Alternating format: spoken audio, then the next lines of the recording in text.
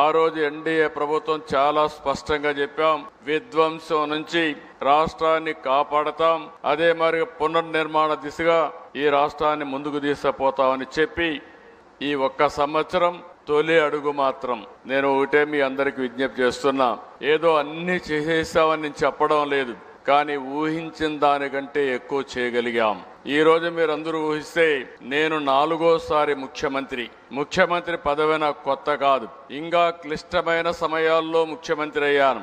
ఆర్థిక వ్యవస్థ 95 అయితే చిన్న భిన్నమై జీతాలు కూడా ఇవ్వలేని పరిస్థితి ఉంటే ఆ రోజు ఆనాటి ప్రభుత్వాన్ని సమర్థవంతంగా నడిపించడమే కాకుండా అన్ని విషయాల్లో మనం ముందుకు తీసుకుపోగలిగాం. 99 నేనే ఉన్నాను కాబట్టి పెద్ద సమస్యలు రాలేదు. 2014లో రాష్ట్రం విభజనై కూర్చోవడానికి ప్లేస్ లేకపోతే ఇక్కడ నేను వచ్చాడు బస్సులో కూర్చొని పరిపాలన ప్రారంభించాం. అక్కడి నుంచి నిలదొక్కుకోవడానికి దేశంలో ఎక్కడా జరగని విధంగా 13.5% గ్రోత్ రేట్ CAGR సాధించి రాష్ట్రాన్ని ముందుకు నడిపించాం. 2019 నుంచి అన్ని మనం చూశాం. కష్టాలన్నీ మనవాడు చెప్పారు. నేను ఆ విషయాలకు పోవడం లేదు.